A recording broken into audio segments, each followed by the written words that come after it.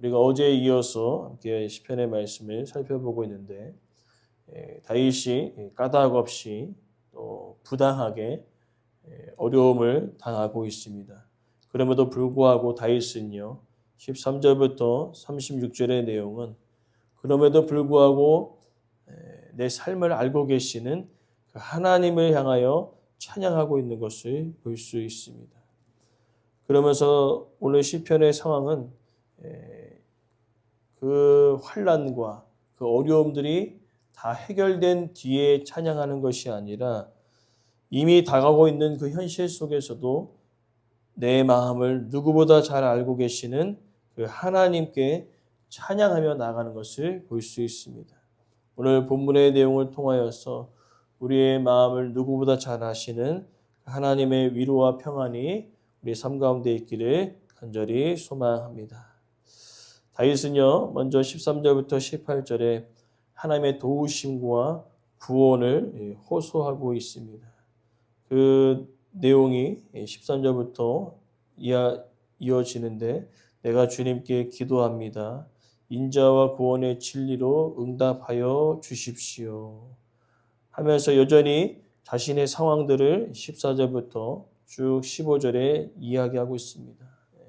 깊은 물에 빠지는 것처럼 또 큰 물에 휩쓸리는 것처럼 상당히 어렵고 힘든 상황 가운데 있습니다.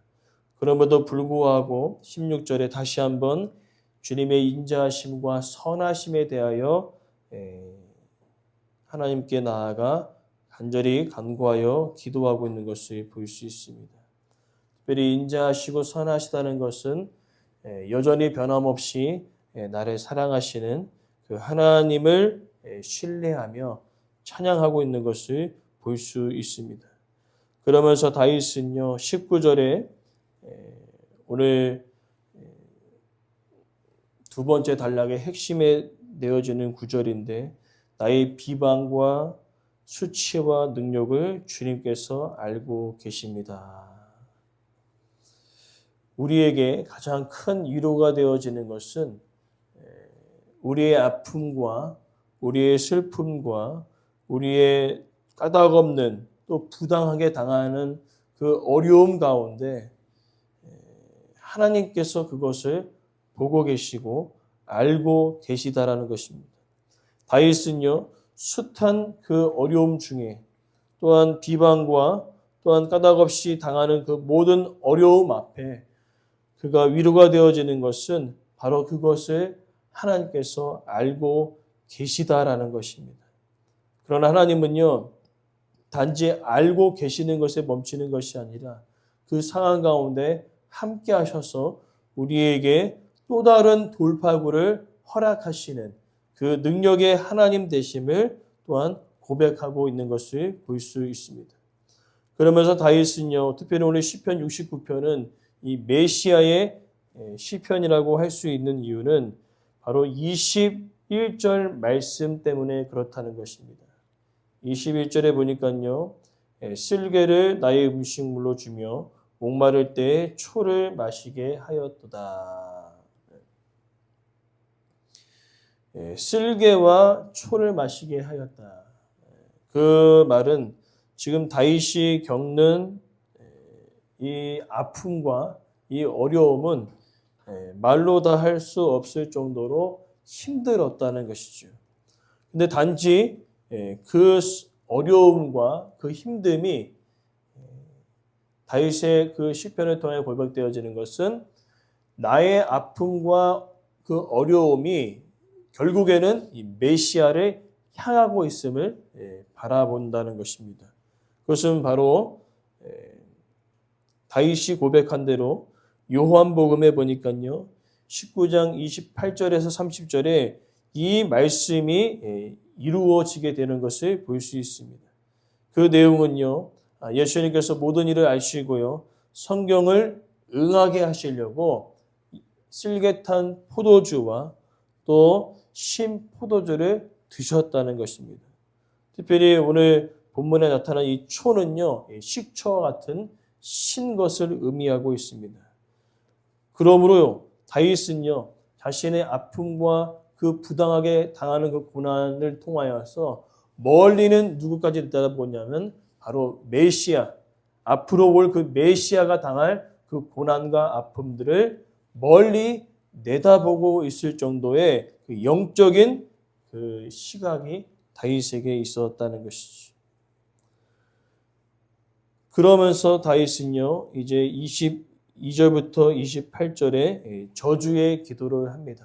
지난번 말씀드린 대로 이 저주의 기도는 나를 대적하는 사람들이 무너지고 사라지고 해달라는 그 기도가 아니라 그 대적들조차도 하나님의 은혜 가운데 다시 한번 돌아올 수 있도록 간구하는 내용이 이어지는 것을 볼 수 있습니다.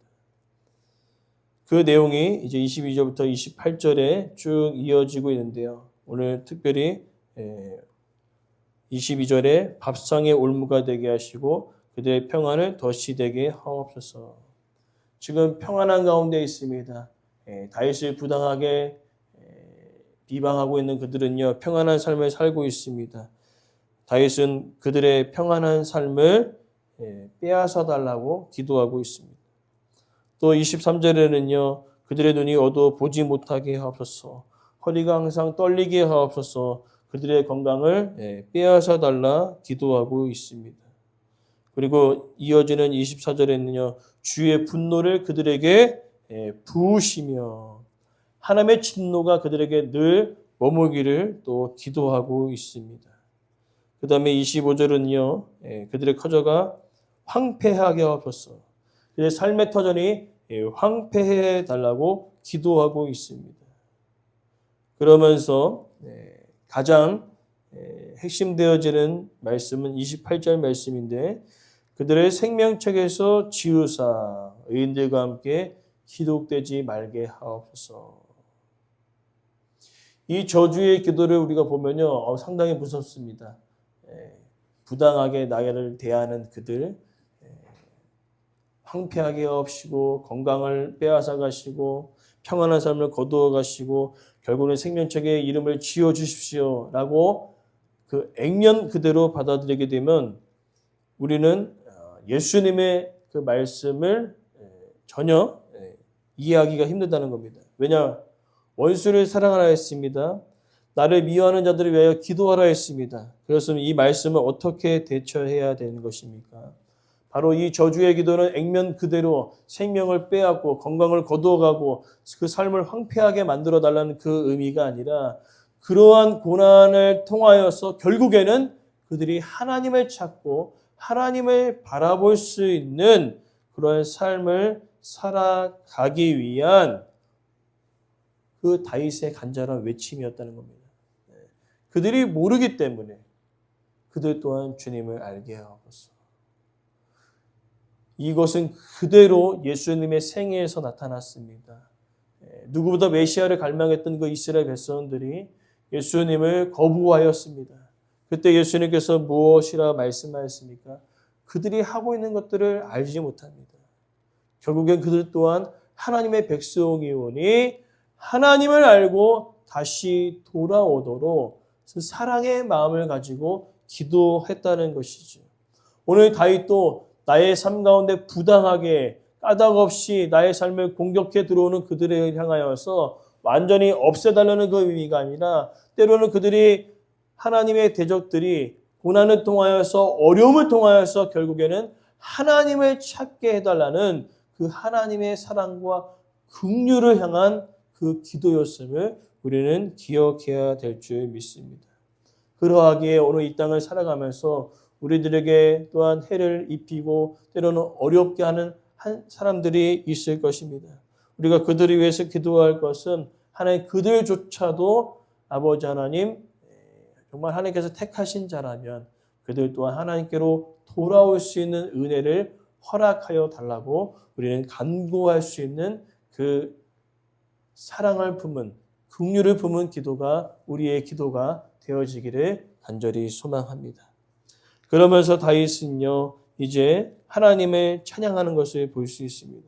30절부터 36절의 내용이 그러한 어려움 중에도 탄식 가운데 있음에도 불구하고 하나님을 찬양한다라고 고백합니다. 30절에 내가 노래로 하나님의 이름을 찬송합니다. 감사함으로 하나님의 위대하심을 찬양합니다. 그 이유는요, 어려운 중에 탄식 가운데 하나님께서 내 삶을 보고 계시다는 것입니다.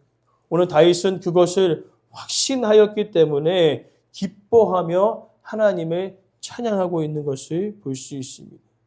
그 내용을 32절에 곤고한 자, 또 때로는 33절에 궁핍한 자, 하나님, 지금 내가 부당하게 까닭 없이 어려움을 당하고 있습니다. 내 삶이 공고합니다. 궁핍합니다. 주여, 그렇지만 주님께서 내 삶을 알고 계시기에 내가 하나님께 간구하여 기도합니다.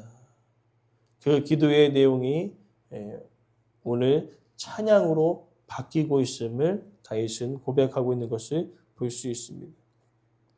오늘 이 시편의 내용을 통해서 우리 알 수 있는 것은요, 우리 또한 까닭 없이 또한 이유 없이 고난을 경험할 때가 있습니다.